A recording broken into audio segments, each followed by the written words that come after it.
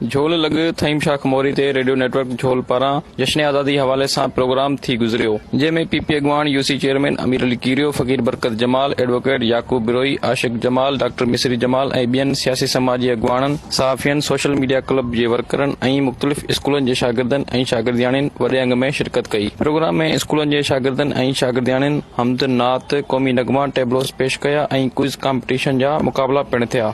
आख़िर में स्कूल जे ॿारनि ऐं ॿियनि खे मनता सर्टिफिकेट ऐं ट्रॉफियूं ॾिनियूं वयूं।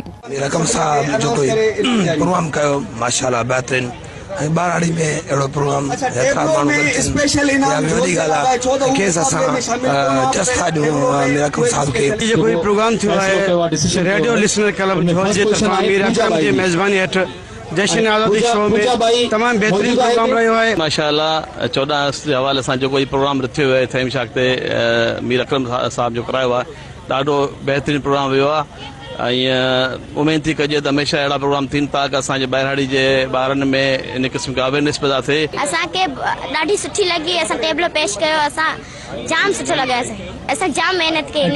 जेके 8 स्कूल परफॉर्म ॾिनियूं, यूसी वली मोहम्मद कीरे जो ऐं कुझु ॿार जा स्कूल आया हुआ ऐं उन्हनि सभिनि तमामु बहितरीन परफॉर्म कया ॿारनि। कैमरामैन गुलाम रसूल ख़ासकली सां गॾु नवीद कुल ख़ासकली, सिंधी टीवी न्यूज़ मज़ार ख़ासकली।